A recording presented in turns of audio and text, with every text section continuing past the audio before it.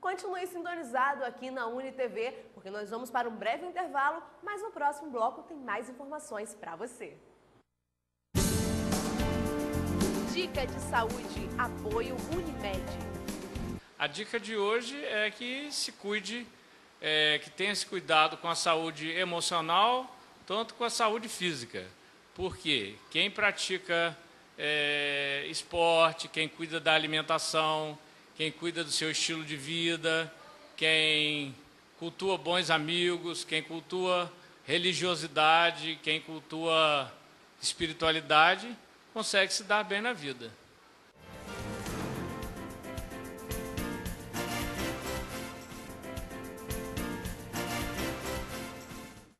Nós vamos agora ter um bate-papo com o Dr. Geraldo Venâncio. Ele falou pra gente sobre as causas do mau hálito e as soluções também. Você deve realmente procurar uma orientação médica. Roda o VT. Bom, estamos aqui com o Dr. Geraldo Venâncio, que vai falar um pouco sobre a halitose, o famoso mau hálito. Doutor, quais são as características daquela pessoa que tem mau hálito? A halitose, por definição, é a percepção de um odor desagradável proveniente da cavidade oral, da boca. Evidentemente que existem múltiplas causas para esse sintoma, mas é uma condição que requer um tratamento efetivo e rápido porque gera discriminações e desconfortos, né? Principalmente nas relações sociais. Doutor, quais são as causas mais frequentes do mau hálito, da pessoa que tem mau hálito? As causas mais frequentes, contrariamente ao que a maioria imagina, elas se originam na boca e na faringe. A maioria das pessoas, diante de uma queixa de mau hálito, logo imagina primariamente que a origem seja no estômago, o que não é verdade. Então, nós quando vamos investigar uma queixa de halitose, de mau hálito, essa investigação se inicia com uma visita ao dentista. Posteriormente, uma visita ao otorrinolaringologista para avaliar faringe, enfim, a cavidade oral como um todo. E se nenhuma dessas visitas resultar numa resposta definitiva que aponte a causa, aí sim que vai se pensar em causas de origem do esôfago e do estômago. É desagradável a situação para quem tem mau hálito, porque o convívio social piora, né? Sem dúvida, isso gera preconceito, distanciamento e o que é pior é que muitas vezes o portador da halitose, ele não percebe. E às vezes ele não é casado, enfim, não tem ninguém que seja amigo seu o suficiente para chegar claramente e chamar a atenção para o problema. O uso de pasta de dente, enxaguatório bucal, ajuda? Sem dúvida. A higiene da cavidade oral, a base da higiene é a escovação. Você vai numa farmácia, tem pastas, cremes dentais que prometem mil coisas, são todos iguais. O importante é a escovação. Lembrar que a higiene da cavidade oral não é só a escovação, é o uso sistemático de fio dental, né? E também lembrar que é parte dessa higiene a escovação da língua. Né? Tem gente que não escova a língua, né? A maioria das pessoas, eu acho. Da língua e pelo menos 3, 4 vezes por semana fazer um gargarejo efetivo também, um pouquinho d'água morna com um pouquinho de sal. Existe a halitose temporária também? Sem dúvida. Sem dúvida, porque existem causas temporárias, né, que cessam. Por exemplo, se a pessoa está com um foco dentário, uma vez tratado, resolve-se. Se a pessoa está com uma faringite, uma faringoamigdalite, né, amígdala inflamada, uma vez tratado, resolve. Se a pessoa é portadora de sinusite crônica, que também pode gerar uma dor desagradável, uma vez tratado, desaparece. A imensa maioria das causas, uma vez diagnosticadas, são de tratamento relativamente simples. Quando a pessoa está em jejum, é normal mesmo o mau hálito?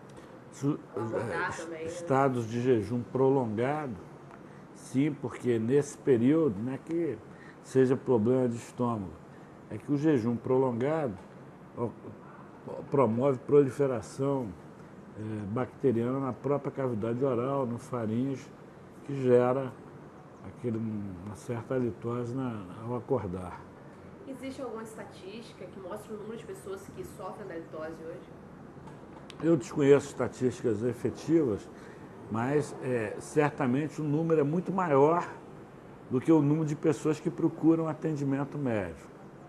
Pra você ter ideia, no Rio de Janeiro, em São Paulo especialmente, já existem centros especializados de tratamento da halitose. Quer dizer, abordagem multiprofissional, testes bioquímicos para se tentar identificar se é algum tipo de erro metabólico ou algum alimento, enfim. É um sintoma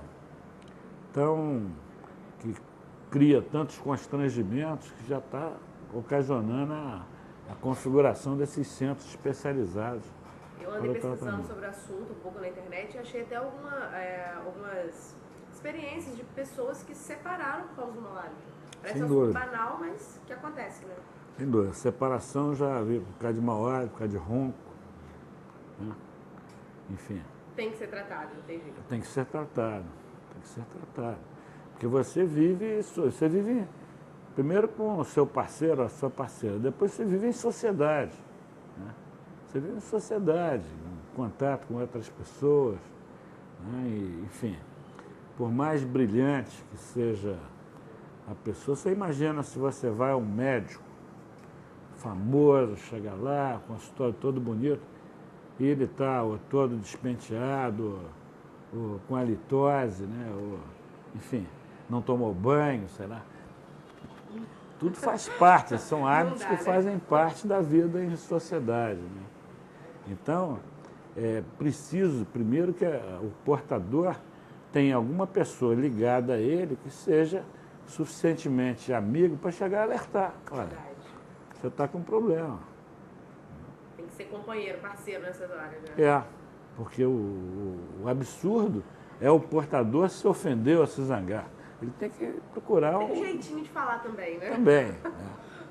Mas a halitose pode ser um sinal que alguma doença está vindo, como, por exemplo, a garganta inflamada, uma complicação maior? Não é meramente um problema só de falta de higiene.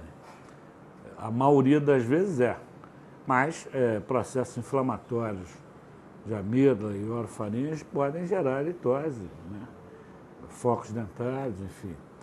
Problemas de gengiva, porque às vezes a pessoa fala assim, eu não tenho dentes cariados, mas tem processo de gengivite crônica por falta de cuidado, porque é importante lembrar que naquela escovação que a gente mencionou, a gengiva também tem que ser massageada e não usar escovas, eu não sou dentista, mas não usar escovas duras, que ferem.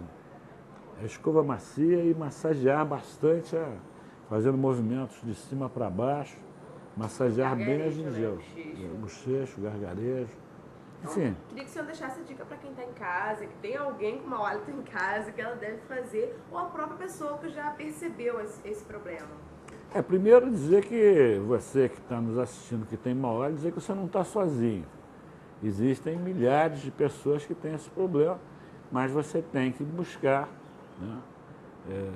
Primeiro fazer um diagnóstico da causa dessa halitose e buscar um tratamento, que geralmente os tratamentos são simples.